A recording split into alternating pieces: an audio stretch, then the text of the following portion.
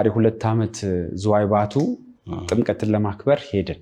አንድ ሳምንት የቀረው ሙሽራ አለ ካጠገባችን፣ ካሜራማኖች አሉ ምናምን እና እዛ ሰው የሌለባት ገሊላ ደሴት ላይ ቴንት ምናምን አደረግን። በጣም ነው የሚያምር። በነገራችን ላይ የዝዋይ ባቱ የጥምቀት ፕሮግራም እንዴት እንደሚደንቀኝ በቃ እግዚአብሔር በጣም ነው የሚደንቀኝና ከዛ አደረን።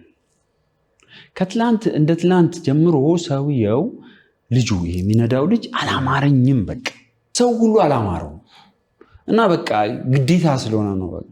ተከራይተውታል ኦልሬዲ፣ ግዴታ ስለሆነ ነው ከሱ ጋር የነበር ነውና በነጋታው ሮቢ ጓደኛችን እኔ በዚህ አልሄድም ብሎ በሌላ ከዕቃ ጋር ሄደ። እነ ናቲ ምናምን በሌላ ሄዱ። ያው እኛ ደግሞ ግዴታም ስለሆነ ሰብሰብ ብለን ሙሽራው ካጠገቤ ነው። ሰርጉ ሳምንት የቀረው ማለት ሄድን። እየሄድን እንደዚህ አይደል የሚይዙት መሪው እጃቸው ላይ ነው ሞተሩ ማለት ገባ ውስጥ። እኔ በህይወቴ እንደዛን ቀን ደንግጬ አላውቅም።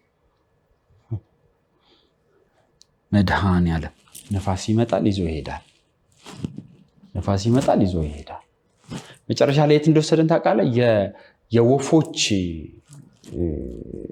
ደሴት የምትባላለች ለብቻው አለች። ሄድን በቃ ገብተን የወፎች ውስጥ ገባን፣ አሞራዎች ውስጥ ነው። ከዛ ደወልን። ስማ መሬት እንዲናፍቃል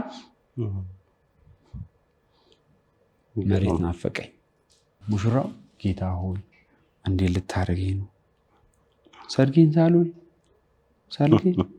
ሰርጌን ሳልበላ ሙሽሪት እንዴት ልትሆን ይላል። ከዛ ወጥቶ ግን ልጁ 30-40 ደቂቃ ነው የተቀመጠው መሬት ላይ። መጨረሻ ላይ ራሱ ተነሳ፣ ሞተሩን አስተካከሉት ምናምን ወጣን። ግን 30-40 ደቂቃ ነው ቁጭ ያለው አልንቀሳቀስ ብሎ በቃ ደንዝዞ እና የኋላ የገጠመኝ በጣም ከባድ። ወደ የብስ እንመለስ ታዲያ።